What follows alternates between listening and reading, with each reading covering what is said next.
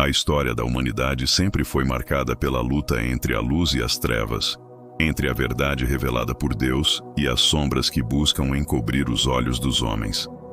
Desde os primeiros capítulos da Escritura percebemos a batalha espiritual que se desenrola nos bastidores da história, uma guerra invisível que vai muito além daquilo que os sentidos humanos podem alcançar.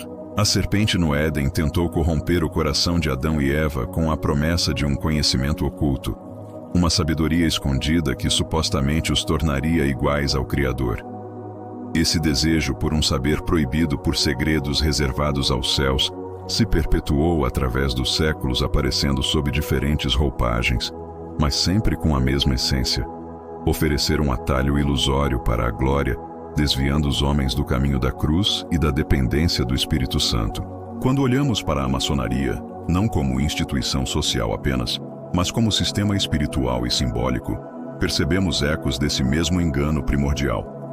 A maçonaria se apresenta como uma sociedade fraterna, defensora de valores morais, altruísmo e busca pelo conhecimento. Contudo, por trás das aparências, seus rituais e símbolos remetem a uma espiritualidade paralela que se apoia no oculto, no misticismo e em uma interpretação própria de Deus, que não corresponde ao Deus revelado em Cristo Jesus. A Bíblia nos ensina que há um só caminho para o Pai, e esse caminho é Jesus. Não existem alternativas ou segredos ocultos capazes de levar à salvação. O que vemos em movimentos como a maçonaria é a repetição da antiga mentira da serpente, o convite para alcançar iluminação por meios humanos, sem passar pela cruz. As Escrituras revelam que Satanás se disfarça de anjo de luz, e é exatamente assim que opera através de sistemas que parecem benignos, mas que, na realidade, distorcem a verdade. A maçonaria trabalha com símbolos como o compasso e o esquadro, falando sobre construção e edificação moral, mas na essência apresenta uma espiritualidade universalista que mistura diferentes crenças e coloca Jesus apenas como um mestre entre outros, e não como o Filho unigênito de Deus. Isso é grave, porque a palavra é clara quando afirma que não há outro nome dado entre os homens pelo qual importa que sejamos salvos. A volta de Cristo está ligada diretamente ao aumento da apostasia e ao avanço do engano nos últimos tempos. O apóstolo Paulo escreveu que antes da revelação plena do Senhor, haveria uma grande onda de afastamento da verdade. Esse afastamento não se daria apenas pelo pecado explícito, mas também por doutrinas e filosofias que seduziriam até mesmo os escolhidos. Se possível, o espírito da maçonaria, que busca misturar luz com trevas, verdade com relativismo, faz parte desse cenário. É como se fosse um prenúncio da Babilônia espiritual descrita no Apocalipse, um sistema que reúne religiões, filosofias e poderes políticos em uma grande confusão espiritual, promovendo uma falsa paz e uma falsa unidade. A Escritura não é contra a fraternidade, nem contra a busca pela justiça social, mas é contra qualquer sistema que retire de Cristo sua centralidade e coloque o homem como o arquiteto de sua própria redenção. A palavra declara que a pedra que os construtores rejeitaram se tornou a principal pedra de esquina, e essa pedra é Cristo. Na maçonaria e em tantas outras sociedades ocultas, a figura do grande arquiteto do universo é apresentada de maneira vaga e impessoal, e isso abre espaço para que qualquer divindade seja invocada. O cristianismo, porém, não se baseia em um Deus genérico, mas no Deus revelado em Jesus, o Cordeiro que tira o pecado do mundo. Quando pensamos na volta de Cristo, percebemos que todo o avanço dessas filosofias e sistemas ocultos cumpre parte da profecia bíblica. O Senhor advertiu que nos últimos dias o amor de muitos esfriaria e que falsos cristos e falsos profetas se levantariam. Isso significa que o mundo se tornaria terreno fértil para espiritualidades alternativas, que oferecem um tipo de iluminação, mas que não passam de trevas disfarçadas. A maçonaria é apenas uma das expressões desse espírito anticristão, mas sua influência ao longo da história é notável, alcançando esferas de poder, política e cultura. Tudo isso faz parte de uma preparação para o governo final do homem do pecado, aquele que se levantará contra tudo o que se chama Deus e se assentará como se fosse o próprio. A volta de Jesus, no entanto, é a resposta definitiva a toda tentativa humana de construir uma torre de Babel espiritual. Assim como no passado os homens tentaram erguer uma torre que alcançasse os céus sem depender de Deus, hoje muitos tentam erguer sistemas de sabedoria, sociedades secretas e filosofias que prometem salvação sem a cruz. Mas o Senhor virá em glória, com os exércitos celestiais, e todo joelho se dobrará diante dele. Naquele dia, não haverá segredos ocultos, não haverá rituais escondidos, não haverá sociedades secretas que resistam à sua presença. Tudo será revelado à luz do trono do Cordeiro. Enquanto isso, a igreja é chamada a permanecer vigilante.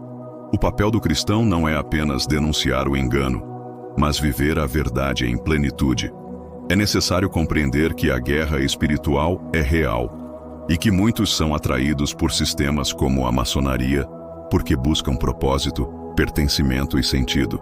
Cabe à igreja mostrar que o verdadeiro propósito só é encontrado em Cristo, que o verdadeiro pertencimento está no corpo de Cristo e que o verdadeiro sentido da vida é conhecer e seguir aquele que é o caminho, a verdade e a vida. A Bíblia afirma que meu povo perece por falta de conhecimento, e esse conhecimento não é o oculto das sociedades secretas, mas o conhecimento revelado pela palavra de Deus. Por isso, ao refletir sobre a volta de Cristo e o papel de movimentos como a maçonaria no cenário espiritual, devemos nos apegar cada vez mais às Escrituras, que são lâmpada para os pés e luz para o caminho. A palavra é o antídoto contra o engano, e o Espírito Santo é o guia que conduz a toda a verdade. Quando Cristo voltar, a promessa é que ele enxugará dos olhos toda lágrima, mas também trará juízo sobre aqueles que rejeitaram a verdade e preferiram a mentira. Isso inclui todos os sistemas que negaram sua divindade e tentaram oferecer alternativas de salvação. A maçonaria, com toda a sua estrutura simbólica, será desfeita diante da glória do Senhor. Nada poderá permanecer de pé diante daquele que é o Rei dos Reis e Senhor dos Senhores. A esperança do cristão não está em sociedades humanas, mas na Jerusalém celestial que desce do céu, preparada como uma noiva para o Cordeiro. Esse é o destino final dos que guardaram a fé e perseveraram até o fim. A igreja deve manter seus olhos voltados para essa promessa, sem se deixar seduzir por sistemas que tentam competir com a verdade eterna. Assim, ao olharmos para a maçonaria e outros movimentos semelhantes, não devemos apenas enxergar a ameaça, mas também a oportunidade de reafirmar nossa fé. Cada símbolo humano que tenta substituir a cruz nos lembra que só existe um Senhor. Cada tentativa de relativizar Cristo nos leva a proclamar com mais força que Ele é o único Salvador. Cada engano que se espalha nos últimos dias nos faz ansiar ainda mais pela sua volta gloriosa. E quando o Filho do Homem aparecer nas nuvens do céu com poder e grande glória, todos os olhos o verão. Não haverá segredos, não haverá iniciações, não haverá graus ocultos. O conhecimento pleno estará diante de todos, e os que creram nele brilharão como o sol no reino do Pai. Até lá, o chamado é para permanecer firmes, discernindo os tempos, rejeitando as falsas luzes e aguardando a verdadeira luz que já desponta no horizonte. A compreensão da volta de Cristo não pode ser separada do discernimento sobre os sinais que o antecedem, e entre esses sinais está a multiplicação das formas de engano espiritual. Jesus advertiu que muitos viriam em seu nome, dizendo ser o Cristo, e enganariam a muitos. Ele não falava apenas de indivíduos que se levantariam como falsos messias, mas também de sistemas inteiros que carregariam um espírito anticristão, promovendo uma espiritualidade sem a cruz, um evangelho sem arrependimento, uma fé sem dependência do sangue do Cordeiro. A maçonaria, com toda a sua roupagem de fraternidade e busca por iluminação, se encaixa nesse cenário como parte do movimento global de preparação para uma religião mundial, unificada na qual a verdade absoluta de Cristo é diluída em meio a um relativismo espiritual. O profeta Isaías disse que as trevas cobrirão a terra e a escuridão os povos, mas que sobre o povo de Deus viria a luz do Senhor. Essa luz não é simbólica, nem resultado de rituais secretos, mas é a própria presença de Cristo nos corações dos que creram nele. A diferença entre a luz de Cristo e a luz oferecida por sociedades secretas é que a primeira é gratuita, acessível, baseada na graça, enquanto a segunda é elitista, oculta, restrita a poucos que passam por graus de iniciação. O Evangelho, ao contrário, não é para uma elite, mas para todos os povos, tribos, línguas e nações.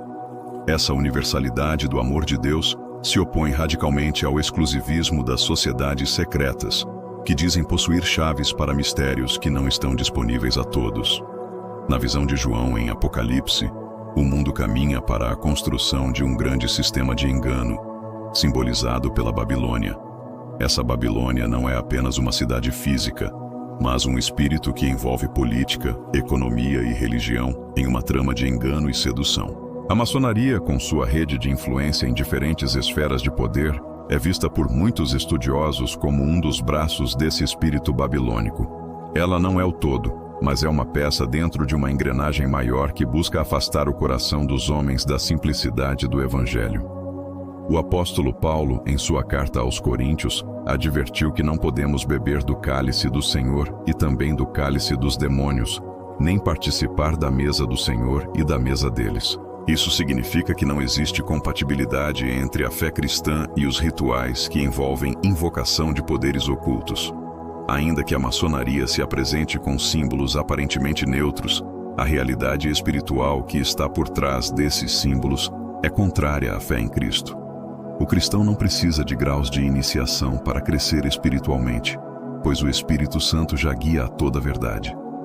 A volta de Jesus será também o momento em que todo engano será desfeito. Paulo escreveu que o Senhor matará o iníquo com o sopro da sua boca e o destruirá com o esplendor da sua vinda. Isso quer dizer que a glória de Cristo é tão intensa que nenhuma mentira, nenhuma filosofia, nenhuma sociedade secreta poderá resistir. Quando a luz plena se manifestar, as trevas não terão onde se esconder. Esse é o destino de todos os sistemas que tentaram substituir a verdade eterna, serem expostos diante do Rei da Glória. Mas até que esse dia chegue, o chamado da igreja é viver em vigilância. O Senhor perguntou se, quando voltasse, encontraria fé sobre a terra. Essa é uma pergunta que deve ecoar no coração de cada discípulo. Em meio a tantos sistemas enganosos, será que estamos firmados na verdade ou estamos sendo seduzidos pelas falsas luzes? O Espírito Santo nos alerta para que não nos conformemos com este século, mas sejamos transformados pela renovação da mente, a fim de discernirmos a boa, perfeita e agradável vontade de Deus. A maçonaria ensina seus membros a buscarem aperfeiçoamento moral e espiritual através de símbolos, rituais e obras. O Evangelho ensina que a salvação e a santificação vêm pela fé em Cristo e pela ação transformadora do Espírito.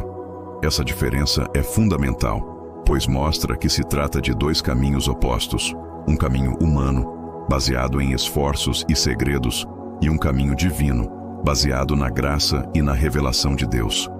A volta de Jesus será o veredito final sobre qual desses caminhos conduz à vida eterna. Os profetas do Antigo Testamento já falavam sobre a tendência do povo de buscar alianças humanas em vez de confiar no Senhor. Israel muitas vezes se aliava a nações estrangeiras em busca de segurança, esquecendo-se de que sua proteção vinha de Deus. Esse comportamento é semelhante ao que acontece hoje, quando pessoas buscam em sociedades secretas a segurança de pertencer a algo maior, esquecendo-se de que a verdadeira identidade e proteção estão em Cristo. A volta do Senhor será também um ato de restauração, mostrando que somente Ele é o escudo e a fortaleza de seu povo. O livro de Daniel descreve um tempo em que a ciência se multiplicaria e muitos correriam de uma parte para outra. Esse aumento de conhecimento pode ser visto hoje, mas ao mesmo tempo em que a ciência avança, também se multiplicam os sistemas que prometem sabedoria espiritual à parte da Bíblia. A maçonaria e tantas outras correntes esotéricas oferecem um tipo de gnose, um conhecimento reservado. Mas esse conhecimento não conduz à vida, apenas aumenta o orgulho humano.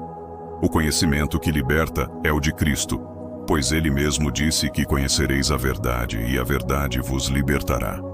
A volta de Jesus será como o relâmpago que sai do Oriente e se mostra até o Ocidente.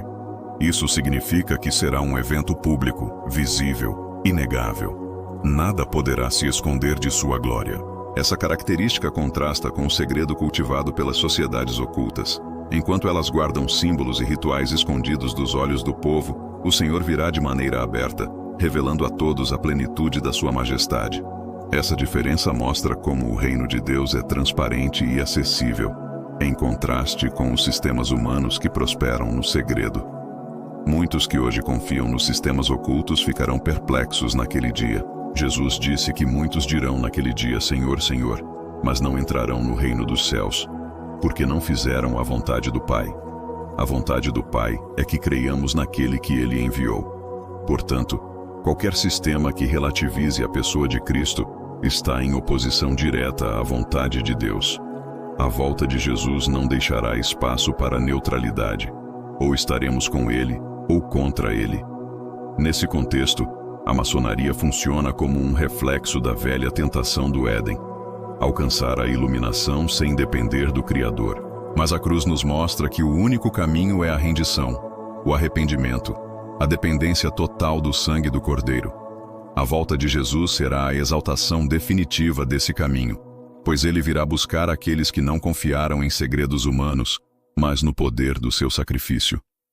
O apóstolo João escreveu que o mundo inteiro jaz no maligno, mas que maior é aquele que está em nós do que aquele que está no mundo. Essa é a esperança que sustenta a igreja enquanto aguardamos a volta do Senhor. Não precisamos temer a influência da maçonaria ou de qualquer outro sistema, pois sabemos que Cristo já venceu na cruz. O chamado é apenas permanecer firmes, não nos deixar levar por ventos de doutrina e guardar até o fim a coroa da vida. Quando a trombeta soar e os céus se abrirem, todos os símbolos humanos cairão por terra. O compasso, o esquadro, os rituais, as iniciações, nada disso terá valor diante da glória do Rei. O único sinal que permanecerá será o do Filho do Homem, vindo nas nuvens. E os que estiverem em Cristo se alegrarão, enquanto os que confiaram em sistemas humanos lamentarão. Essa será a separação final entre luz e trevas, entre verdade e engano. Por isso, a mensagem que precisa ecoar em nossos dias é a de que Jesus está voltando. Essa é a esperança bendita que sustenta a igreja em meio às tribulações. Enquanto o mundo se organiza em torno de sistemas que tentam substituir a verdade, nós aguardamos o retorno daquele que é o Alfa e o Ômega, o princípio e o fim. E sabemos que quando ele vier, toda lágrima será enxugada e a morte não existirá mais.